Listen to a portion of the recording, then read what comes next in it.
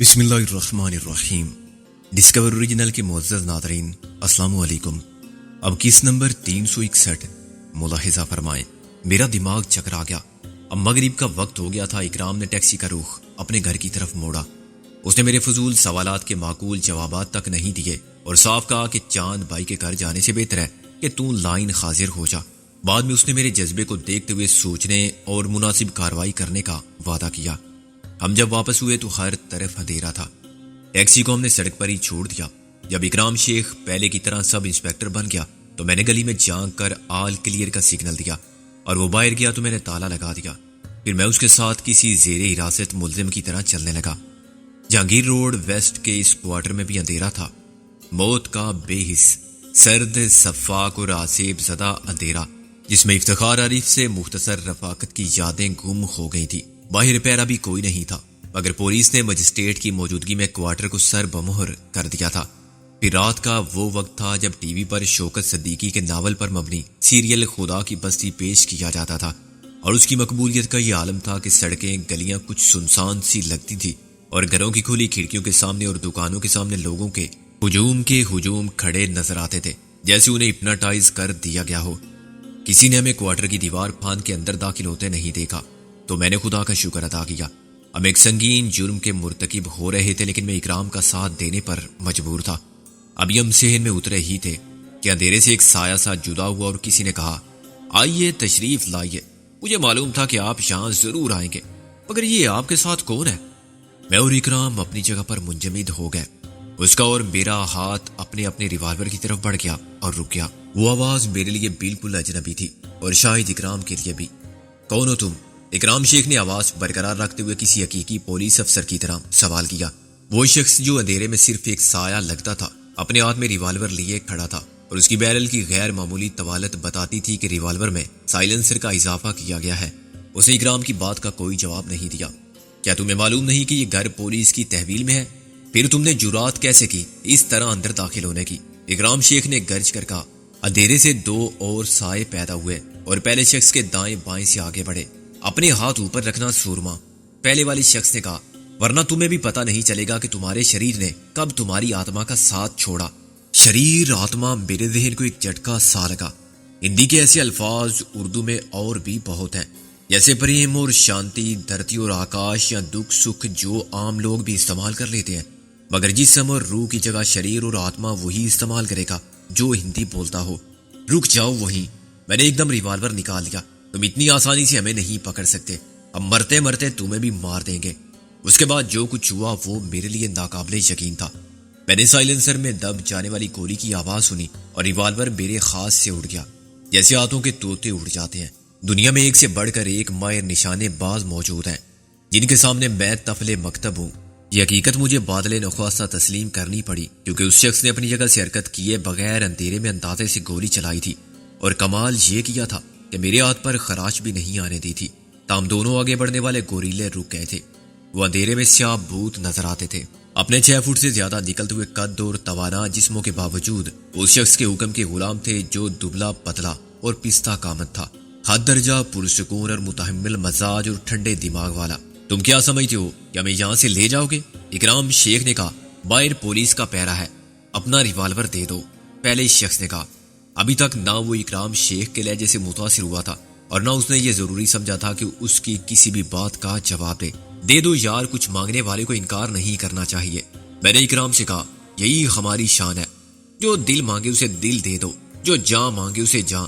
یہ تو صرف ریوالور مانگ رہے ہیں۔ ڈرامہ فیل ہو گیا اپنا، تم نے ٹھیک سمجھا، پہلا شخص بولا۔ اپنے ساتھی کو بھی سمجھا دو کہ ہمارا راستہ روکنے والا کوئی نہیں ہے۔ ان 2 پولیس والوں کی لاشیں اندر پڑی ہیں جو باہر پہرا دے رہے تھے۔ اکرام شیخ نے اپنا ریوالور ان کی طرف اچھال دیا۔ وہ ریوالور کسی کے ہاتھ میں بھی دے سکتا تھا یا نیچے ڈال سکتا تھا، لیکن اس نے بڑی ذہانت کا ثبوت دیا۔ اس کی حرکت کسی بہترین ہاکی ٹیم کے بہترین فارورڈ کے پاس کی طرح تھی، جسے کوئی بہترین فارورڈ پورا فائدہ اٹھا کے گول کر سکتا تھا۔ ایک گوریلا جو نسبتاً قریب تھا یہ سمجھا کہ اکرام نے ریوالور کو حکم دینے والے پر کھینچ مارا ہے۔ وہ ایک دم اسے کیچ کرنے کے لیے بائیں جانب جھکا اور 1 سیکنڈ کے لیے اپنے ساتھی کے سامنے آ گیا۔ میں نے اس سیکنڈ کے مختصر وقفے میں دائیں ٹانگ کو مشینی انداز میں حرکت دی اور میری کیک اس کے سینے پر اسٹیم انجن کے پسٹن کی طرح بھرپور قوت کے ساتھ لگی۔ وہ اپنے ساتھی پر گرا۔ ابھی اس کا جسم جھکا بھی نہ تھا کہ میں نے ایک اور فلائنگ کک ماری اور اس کے دوسرے ساتھی کو پیچھے کھڑے ہوئے پہلے شخص پر گرانا چاہا۔ اس میں کوئی شک نہیں کہ یہ کک اسے پڑ جاتی تو وہ دونوں ایک ہی وار سے شکار ہو جاتے، لیکن یہاں مجھے میرے اندازوں اور میری توقعات کی خود فریبی نے شکست دی۔ میرا ریف عام آدمی نہیں تھا جو لڑتا تو ہے مگر لڑنا نہیں جانتا۔ وہ فن حرب سے پوری طرح واقف تھا، اور میں یہ کہوں کہ میں شیر تھا تو وہ سوا شیر تھا تو یہ غلط نہ ہوگا۔ اسے میرے وار کو ناکام بنانے کے لیے غوطہ مارا، اور جب میں سطح زمین کے متوازی اڑتا ہوا اس کے اوپر سے گزرا تو اس نے حیرت انگیز پھرتی کا مظاہرہ کرتے ہوئے مجھے پلٹ دیا۔ میں منہ کے بل فرش پر گرا اور پھر اٹھ نہ سکا، کیونکہ اس نے آرم لاک لگا کے مجھے بے بس کر دیا تھا۔ گردن اٹھا کر میں نے اکرام کو دیکھا۔ وہ دوسرے گوریلے کی گرفت میں بے بسی سے مچل رہا تھا اور خود کو آزاد کرانے کی مضحکہ خیز کوشش کر رہا تھا۔ ان دونوں کو اندر لے آؤ، پہلے والے شخص نے کہا، اور کوئی آہٹ کیے بغیر پلٹ گیا۔ اس نے ایک بند کمرے کا دروازہ کھولا اور اندر غائب ہو گیا۔ جو شخص مجھ پر سوار تھا اس نے مجھے ایک جھٹکے سے اٹھایا اور میرے دونوں ہاتھوں کو بغل کے نیچے سے اپنے ہاتھوں میں اس طرح جکڑ دیا کہ میں گردن تک نہیں ہلا سکتا تھا۔ وہ میرے پیچھے مجھ سے چپکا ہوا تھا اور اس نے میرے لیے ٹانگوں کو پچھلی طرف دو لتی کے انداز میں چلانا بھی ناممکن کر دیا تھا۔ وہ سمجھ چکا تھا کہ میں اناڑی نہیں ہوں، وہ خود ایک ماہر کھلاڑی تھا، چنانچہ اس نے دفاعی انداز اختیار کرتے ہوئے میرے لیے جارحیت کے امکانات کو صفر کر دیا تھا۔ کمرے کے اندر پہنچ کر مجھے ان دونوں سپاہیوں کی لاشیں نظر آئیں جو ابتدائی تفتیش مکمل نہ ہونے کے باعث جائے واردات کی نگرانی پر مامور تھے۔ ان پیشہ ور قاتلوں کے سامنے ان بے چاروں کی کیا اوقات تھی؟ وہ تو انہیں دقیانوسی رائفلوں کے ساتھ ایک ضابطے کی کارروائی پوری کر رہے تھے اور کسی بھی عملہ آور سے مقابلے کے لیے آئے ہی نہ تھے۔ اسی کمرے میں صبح میں نے افتخار کو زندگی کی بھرپور توانائی امیدوں کے ساتھ زندہ دیکھا تھا۔ اب شاید اس کی انصاف طلب لاش کسی مردہ خانے کی متعفن فضا میں فرش خاک پر پڑی تھی اور اسے کسی قسم کی ضابطے کی کارروائی سے کوئی سروکار نہ تھا۔ پوسٹ مارٹم تفتیش کے مرحلے، سراغ رسانی، پکڑ دکڑ، تجہیز و تکفین، تعزیتی پیغامات اور خراج تحسین پیش کرنے والے بیانات، شہید وطن کا خطاب دینے کی الفاظی، یہ سب ہمیشہ ایسے ہی ہوتا ہے اور اسے کسی کو ذرا بھی فرق نہیں پڑتا، نہ مرنے والوں کو نہ مارنے والوں کو، نہ زندہ رہ جانے والوں کو جو کاروبار کو حسب سابق چلاتے ہیں۔ کمرے میں روشنی تھی۔ انہوں نے سڑک کی جانب کھلنے والی دونوں کھڑکیوں کے شیشوں پر کالا رنگ پھیر دیا تھا۔ یہ رنگ بھی نہیں تھا، تار کول تھا جس کی بو کمرے میں مبہوس تھی۔ مجھے اور اکرام شیخ کو دیوار کی طرف منہ کر کے کھڑا کر دیا گیا۔ کسی نے ہمارے دونوں ہاتھوں کو ملا کے کلائیوں میں ایک ہتھکڑی ڈال دی۔ مقابلے میں ہماری 3 چالوں کو انہوں نے ناکام کر دیا تھا۔ اکرام شیخ کی وردی اور پولیس کے لہجے میں روب ڈالنے کی کوشش، ریوالور سے انہیں ہتھیار ڈالنے پر مجبور کرنے کی کوشش، اور پھر مومن ہے تو بے تیغ بھی لڑتا ہے سپاہی کے مقولے پر عمل کرنے کی کوشش۔ وہ کسی پریشانی یا دشواری کے بغیر ہم پر غالب رہے تھے۔ اب آخری کوشش ہم یہ کر سکتے تھے کہ گلا پھاڑ کے چلانے لگے، لیکن ایسے خطرناک دشمنوں سے کچھ بعید نہ تھا کہ وہ ہمارا گلا پھاڑ دیں کہ نہ رہے بانس اور نہ بجے بانسری۔ ہماری باقی عمر باشرط زندگی ایسے گزرے کہ کوئی ہمیں بانس سمجھے تو کوئی بانسری۔ آج سے پہلے میں نے تم کو کبھی نہیں دیکھا، میں نے قدرے شگفتہ لہجے میں کہا۔ تم نے ابھی بہت کچھ نہیں دیکھا، لیکن بہت جلد دیکھو گے۔ دبلا پتلا صورت سے ہی ہندو نظر آنے والا باس بولا۔ تھینک یو، میں نے کہا۔ میں ایک تو تاج محل دیکھنا چاہتا ہوں چاندنی رات میں، اس کے علاوہ قطب مینار کے اوپر سے اونٹ کو دیکھنا چاہتا ہوں کہ وہ کتنا بڑا لگتا ہے۔ بولتے رہو، اور کیا دیکھنا چاہتے ہو؟ اور تمہاری چیتا کے جلنے کا منظر، میں نے کہا۔ ان 2 آدم خوروں کی لڑائی جیسے کتے اور سور کی لڑائی ہوتی ہے۔ یہ جانور تمہارے دیش کے اس حصے میں ملتے ہیں۔ تم مجھے ڈیڈی کہہ سکتی ہو۔ وہ چالاکی سے اپنے غصے کو پی گیا۔ تم نے اپنا تعارف نہیں کرایا۔ اسے جانتے ہو تم؟ میں نے کہا۔ کمال ہے، پھر تو تمہیں میرے بارے میں بھی معلوم ہونا چاہیے۔ اس کے ماتھے پر ناگواری کی ایک شکن نمودار ہوئی۔ تمہارا نام ببن میاں ہے؟ اس نے اکرام شیخ سے پوچھا۔ وردی پر اکرام شیخ لکھے پھر رہے ہو؟ میں مایوس ہونے لگا تھا کہ میری فضول بکواس سے کوئی فائدہ نہیں ہو رہا، لیکن اچانک مجھے ایک معمولی سی کامیابی محسوس ہوئی۔ میں نے سخت شرمندہ ہو کے اکرام کی طرف دیکھا۔ یار، غلطی ہو گئی۔ اکرام شیخ نے مجھے خونی نظروں سے گھورا۔ اس لیے میں تمہیں ساتھ نہیں لا رہا تھا کہ تم بونکنے سے باز نہیں آؤ گے۔ اب کہتے ہو غلطی ہو گئی، جب ببن میاں نام تو ہم معلوم کر ہی لیتے ہیں، نام کی اتنی اہمیت بھی نہیں ہے۔ دبلے پتلے شخص نے خشک لہجے میں کہا۔ تمہارا کام خطرناک تھا جس کے لیے ہمیں اپنا کام چھوڑ کے آنا پڑا۔ تم اوشیہ یہ سمجھ رہے ہو کہ میں تمہیں قتل کر دوں گا یا تم کو مار پیٹ کے تم سے کچھ پوچھوں گا؟ نہیں، یہ میرا کام نہیں ہے۔ مجھے تو خاص طور پر صرف اس لیے بھیجا گیا تھا کہ تمہیں اور اس سندری کو جو شاید تمہاری پتنی ہے نابکار میں نے چیخ کر کہا وہ ہماری اہلیہ ہیں۔ وہ مسکرانے لگا۔ کون؟ ببن میاں کی ہمشیرہ شبو۔ میں نے کہا چلو مان لیتے ہیں کہ اس کا نام شبو ہے۔ وہ بولا تم اپنا بھی کوئی اچھا سا نام بتا دیتے۔ تم نے بتایا تھا اپنا نام؟ میں نے کہا میرا نام رمیش چوپڑا ہے۔ اس نے ایک سگریٹ جلائی اور کرسی پر بیٹھ گیا۔ اور میں نہ کسی کا دوست ہوں اور نہ دشمن۔ تم اوشیہ سمجھ رہے ہوگے کہ میرا سمبند بھارت کی سینا سے ہوگا یا کمانڈو سے۔ نہیں، میرا سمبند تو راہ سے بھی نہیں ہے اور سب سے ہے۔ میں سب کے کام آتا ہوں اور اپنے کام کی منہ مانگی قیمت لیتا ہوں۔ میں انٹرنیشنل سٹیزن ہوں، ہر ملک کا پاسپورٹ رکھتا ہوں، نام چہرے بدلتا رہتا ہوں، لیکن جب کسی کام کی حامی بھر لیتا ہوں تو وہ ہو جاتا ہے۔ وہ کام ایسا ہوتا ہے جو کوئی اور نہیں کر سکتا، یا کرتا ہے تو بہت نقصان اٹھاتا ہے اور بڑی کھٹنائی مول لیتا ہے۔ تم اگر چاہو تو بیٹھ سکتے ہو۔ میں نے اکرام کی طرف دیکھ کر سر ہلایا اور ہم دیوار کے ساتھ سرکتے ہوئے زمین پر بیٹھ گئے۔ میں نے 12 بجے کا سمے دیا تھا۔ وہ بولتا تھا تو یوں لگتا تھا جیسے اپنے آپ سے باتیں کر رہا ہو۔ 12 بجے میں تم کو ان کے حوالے کر دوں گا جن سے میں نے 1 لاکھ روپے لیے تھے اور وعدہ کیا تھا کہ 24 گھنٹے میں یہ کام ہو جائے گا۔ ان کو یقین تو نہیں تھا، مگر پہلے میرا ریکارڈ ایسا ہی ہے کہ وہ خاموش ہو گئے۔ وہ کون؟ وہی بھارت سرکار کے نمک خوار۔ وہ بولا بھارت ماتا کے سپوت وہ مجھ سے چڑھتے ہیں مگر میرے سامنے بول نہیں سکتے۔ جانتے ہیں نا کہ مجھے کس نے بھیجا ہے؟ مجھے بھارتی سینا کے ایک اعلی افسر نے بلوایا تھا۔ ہند سرکار کو پھر میری ضرورت تھی۔ تم کیا ہوا آخر مسٹر رمیش؟ میں نے کہا کوئی عظیم جاسوس، بین الاقوامی دہشت گرد، کارلوس جیسے؟ میں کچھ بھی نہیں ہوں، بس کبھی کبھی ایسا ہی ٹھیکہ لے لیتا ہوں۔ رمیش چوپڑا نے کہا 2 بار سرکار نے مجھے ڈاکو پکڑنے کے لیے بلایا۔ انہوں نے اتر پردیش اور مہاراشٹر کے علاقے میں سب کا ناطقہ بند کر رکھا تھا۔ پولیس، فوج، خفیہ پولیس سب جک مار رہے تھے۔ 10 لاکھ کا انعام تھا ان کو زندہ یا مردہ پیش کرنے کا، مگر سال بھر میں کوئی سامنے نہ آیا اور انہوں نے سرکار کا 1 کروڑ روپیہ لوٹ لیا اور نہ جانے کتنے گاؤں چلا دیے۔ سینکڑوں قتل کر چکے تھے وہ لوگ۔ میں نے 25 لاکھ مانگے، رقم میں ہمیشہ ایڈوانس وصول کرتا ہوں۔ 1 مہینے کی مہلت مانگی۔ اتر پردیش والا ڈاکو تو میرے ساتھ ہی پکڑا گیا اور ہم دونوں کو ایک ہی دن پھانسی بھی ہوگی۔ ہاں، مجھے بھی 2 بار پھانسی ہو چکی ہے، میں نے کہا۔ وہ مسکرایا۔ پھانسی کا ڈرامہ سرکار نے رچایا تھا، ظاہر ہے کہ لاش صرف اس کی باہر آئی۔ میں باہر آیا تو دوسرے ڈاکو کی بات ہو گئی، اس کے بھی 25 لاکھ ملے تھے مگر وہ زندہ نہیں ملا۔ بہرحال میں نے اس کی لاش پیش کر دی۔ پہلے میں چھوٹے ٹھیکے بھی لیتا تھا، کسی اپوزیشن لیڈر کو قتل کرنا، اپوزیشن کے جلسوں اور جلوسوں کو بندوبست کرنا اور پھر ان میں بم کا دھماکہ کرنا، کسی کے خلاف اسکینڈل کھڑا کرنے کے لیے کسی مہیلا کو ساتھ لانا اور پھر ان کی بلیو فلم سرکار کے حوالے کر دینا۔ اب یہ دھندے بہت سے لوگ کرنے لگے ہیں۔ میرا خیال ہے کہ یہ میرا آخری مشن ہے، اس کے بعد میں کہیں چلا جاؤں گا۔ اتنا پیسہ جمع ہو گیا باہر کہ اب کچھ کرنے کو جی نہیں چاہتا سوائے عیش کے۔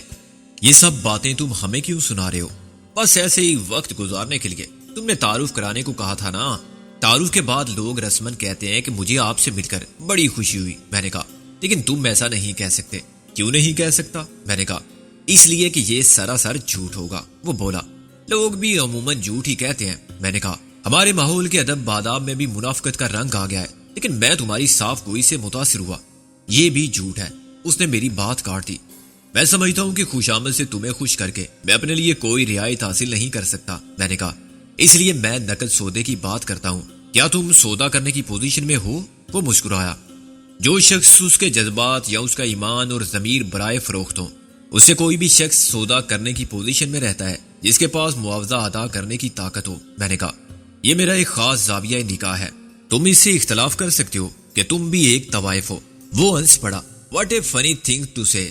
یس، طوائف کا لفظ تو عورت کی ذات اور پیشے سے منسوب ہو گیا ہے۔ میں نے کہا صرف اس لیے کہ وہ خود کو بیچتی ہے، کسی ضابطۂ اخلاق پر یقین نہیں رکھتی اور کسی کی وفادار نہیں ہوتی سوائے اس کے جو اسے خرید سکے۔ غور کرو، کیا یہی تینوں صفات تمہاری ذات میں موجود نہیں ہے؟ وہ سنجیدہ ہو گیا۔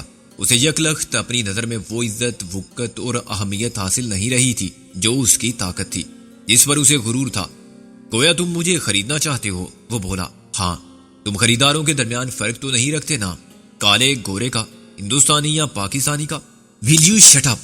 تم کس قسم کے پروفیشنل ہو؟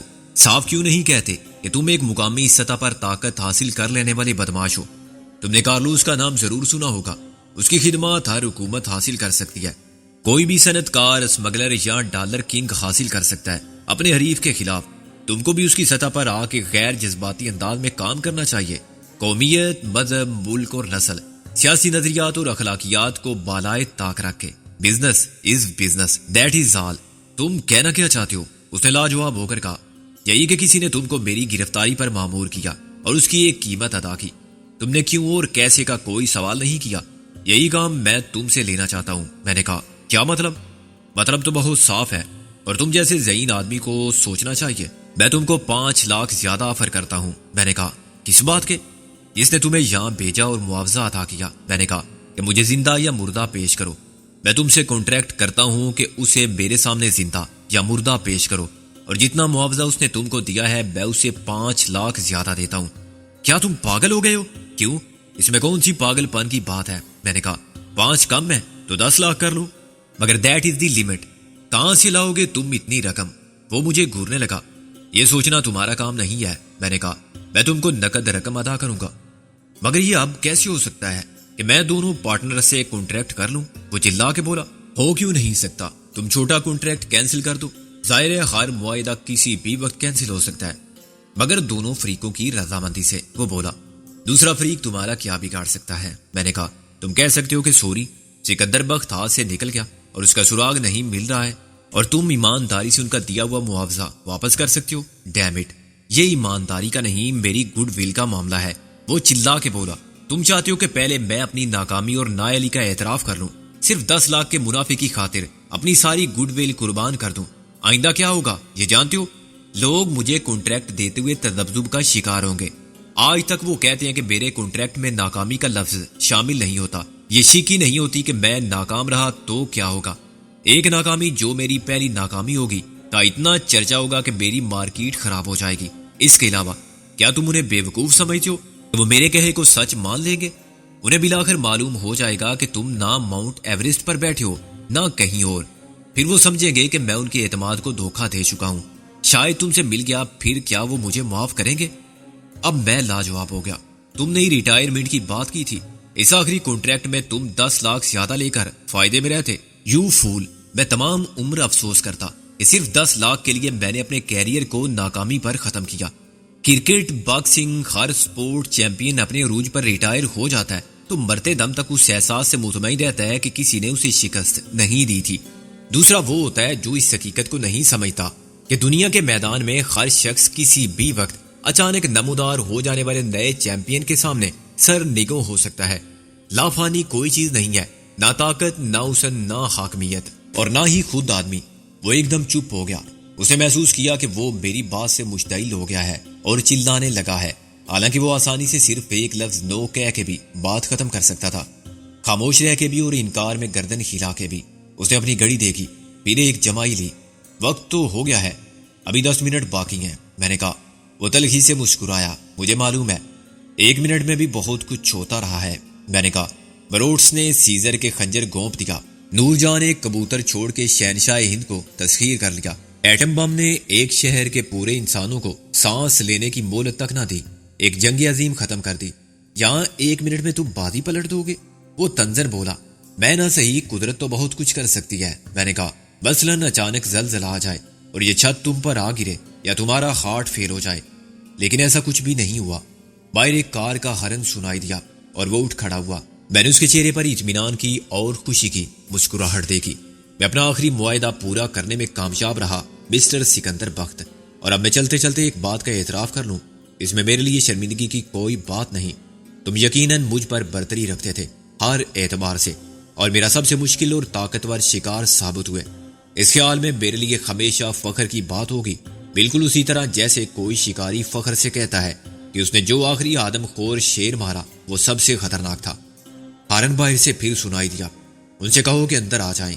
وہ گوریلوں میں سے ایک سے مخاطب ہو کے بولا، تاکہ میری ذمہ داری ختم ہو۔ ایک گوریلا دروازے سے باہر گیا۔ تمہاری آفر بہت اچھی تھی، وہ بولا، مگر کاش تم مجھ سے پہلے ملے ہوتے۔ پھر صحیح، اس پیشے میں بھی ایک مورال کمٹمنٹ تو ہوتی ہے نا۔ باہر جانے والے گوریلے کے ساتھ ایک شخص اندر آیا۔ کیوں ہارن بجا رہے تھے باہر سے؟ اندر آتے ہوئے ڈر لگتا ہے؟ ڈر کی بات نہیں، میں اکیلا تھا۔ اندر آنے والے نے برہمی سے کہا، گاڑی چھوڑنا نہیں چاہتا تھا۔ تمہیں کیا پریشانی تھی کہ باہر نہیں آ سکتے تھے تم؟ مجھ سے بات طے ہوئی تھی کہ تم لوگ اندر آ کے انہیں خود اپنی تحویل میں لوگے. وہ بولا. میں نے بتایا نا کہ میں اکیلا تھا. نوارد بولا. کسی اور کو کیسے ساتھ لاتا؟ یہ دو محافظ جو 4 کے برابر جگہ گھیرتے ہیں، میں اور تم. میں تمہارے ساتھ نہیں جا رہا ہوں، میری کار الگ ہوگی. I don't think the colonel will like that. نوارد نے ناگواری سے کہا. میرا خیال ہے کہ کرنل یہ پسند نہیں کرے گا. I don't care about your colonel. مجھے تمہارے کرنل کی پرواہ نہیں. اور کیپٹن، اگر اس نے تمہیں بھیج دیا تو یقیناً اس کو تم پر اعتماد ہوگا، ورنہ وہ خود آ سکتا تھا. اس نے کہا تھا کہ وہ خود آئے. Now it is your head. اب یہ تمہارا درد سر ہے. کیپٹن نے اسے خون آشام نظروں سے دیکھا، مگر وہ چھوٹا سا اور مختصر سا آدمی انتہائی اعتماد کے ساتھ چھوٹے چھوٹے قدم اٹھاتا باہر چلا گیا. اس کے ہاتھ میں اسلحہ بھی نہیں تھا، اور اس کے مقابلے میں کیپٹن بہت زیادہ جسمانی طاقت کا مالک تھا. مگر وہ غالباً اس شخص کے پس منظر سے ذہنی طور پر خائف تھا. اس نے ریوالور ہاتھ میں ہونے کے باوجود اس کا راستہ نہیں روکا. چلو ان دونوں کو زیور پہناؤ. کیپٹن نے ایک ہتھکڑی نیچے پھینک دی. گوریلے نہ جانے کس نسل اور قوم کے تھے اور کیا زبان بولتے تھے، مگر انہوں نے کیپٹن کی بات سمجھ لی تھی. نوجوان کیپٹن سفید شلوار قمیص میں تھا اور اس کی مونچھیں تلوار مارکاں تھی. راہ چلتے کسی نے اسے غور سے بھی نہیں دیکھا ہوگا. یہ خیال کسی کو کیسے آ سکتا تھا کہ وہ انڈین آرمی کا کیپٹن ایک دشمن اور تقریب کار ہے؟ اکرام شیخ اس تمام عرصے میں بالکل خاموش اور فکر مند رہا تھا. اسے اپنی نہیں بہن کی فکر تھی. اب وہ کہاں جائے گی اور بھائی کو کہاں تلاش کرے گی، کب تک تلاش کرے گی؟ یہ تو کبھی نہ چھوڑنے والے لوگ تھے اور معلوم نہیں اسے کس گمنام خطۂ زمین کے کس زیر زمین طے خانے میں قید کرنے کے لیے لے جانا چاہتے تھے. شاعر نے تو شب ہجراں کے بارے میں کہا تھا کہ تو کہاں جائے گی، کچھ اپنا ٹھکانہ کر لے. ہم تو کل خواب عدم میں شب ہجراں ہوں گے، مگر یہ نازوں کے تصور سے مخاطب ہو کے بھی کہا جا سکتا تھا. دونوں گوریلوں نے ہمیں یوں دبوچ لیا جیسے بلی اپنے پنجوں میں چوہے کو دبوچ دیا. بے شک میں 2 منٹ میں ان کی گردن توڑنے پر قادر تھا، لیکن بے سبب خودکشی کو میں نے کبھی جائز نہیں سمجھا. لڑنا اگر جان بچانے کے لیے ہو تو جائز ہے، جان دینے کے لیے بھی لڑنا ایک مقصد رکھتا ہے، مگر حرام موت مرنے کے لیے لڑنا پاگل پن ہے. میرے سامنے جو تلوار مارکا مونچھوں والا کیپٹن کھڑا تھا، اس کے ہاتھ میں اب وہی سائلنسر لگا ہوا ریوالور تھا کہ وہ چھوٹا سا آدمی جاتے جاتے اسے تھما گیا تھا. اس سے قبل بھی کیپٹن کے ہاتھ میں ریوالور تھا اور اس پر سائلنسر بھی تھا، مگر اپنے ریوالور سے مارا جانا مزید افسوسناک ہوتا. اپنی جوتی اور اپنا ہی سر. ہتھکڑی میں ہم دونوں کو ایسے باندھ دیا گیا کہ پہلو با پہلو کھڑے ہوئے. میرا دایاں ہاتھ اور اکرام کا بایاں ہاتھ ایک ہو گیا. پھر انہوں نے مخالف سمتوں کے بازو یکجا کیے، یعنی میرا بایاں ہاتھ اور اکرام کا دایاں ہاتھ. یہ بھی خاصا مشکل پوز تھا، مگر وہ تھوڑی سی عقل سے کام لیتے تو ہم دونوں کی پشت ملا کے آسانی سے دونوں کے سینے اور الٹے ہاتھ جوڑ دیتے. کیپٹن نے دھاڑ کر ان سے جلدی کرنے کو کہا اور انہوں نے نہ جانے کہاں سے 2 کالے کپڑے کے رومال برآمد کیے.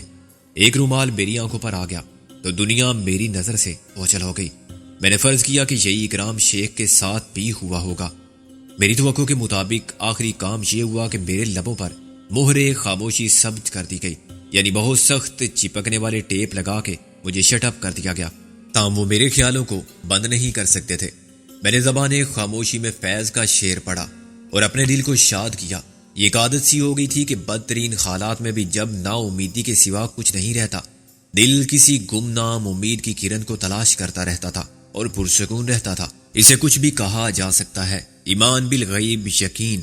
اب چلو، کپتان نے غرا کر کہا. اسے غرانے کا شوق تھا. منہ کیا دیکھ رہے ہو میرا؟ دونوں حکم کے غلام فوراً حرکت میں آ گئے. انہوں نے مجھے دھکیلنا اور گھسیٹنا شروع کیا. میں نے بالکل مزاحمت نہیں کی اور ہم دروازے سے گزر گئے. پھر کسی نے دروازہ بند کر دیا. ان دونوں کو پیچھے ڈالو احمق، کیپٹن نے دانت پیس کر کہا. ایک دائیں طرف بیٹھو، تم ادھر دوسرے دروازے سے اندر جاؤ. نہیں ہے جگہ تو بناؤ سور کے بچے. کس نے کہا تھا اتنا پھیلنے کو؟ چلو وقت ضائع مت کرو، آگے آؤ. ایک سور کا بچہ آگے والی سیٹ پر بیٹھ گیا. یہ ناممکن تھا کہ ہم دونوں کے ساتھ وہ دونوں بھی پیچھے کی ایک سیٹ پر بیٹھ سکتے. میں خود کو بہت مضحکہ خیز اور تکلیف دہ پوزیشن میں محسوس کر رہا تھا. میرا بایاں ہاتھ شانے پر سے مڑ کے درد کرنے لگا تھا اور میں تقریباً اکرام کے اوپر پڑا ہوا تھا. ہم آدھے سیٹ پر تھے اور آدھے سیٹ سے نیچے، اور اپنی ٹانگیں چلا کے کچھ نہیں کر سکتے تھے. اگر میرے ہاتھوں کی رسائی ہوتی تو میں دروازہ کھولنے والے ہینڈل کو گھماتا اور کسی بہت زیادہ ٹریفک والی سڑک پر دروازہ پورا کھول دیتا. اس بات کے خاصی امکانات تھے کہ کوئی دوسری گاڑی اچانک کھل جانے والے دروازے کو آگے یا پیچھے سے ٹکر مارتی اور دروازہ ٹوٹ کر سڑک پر گرتا.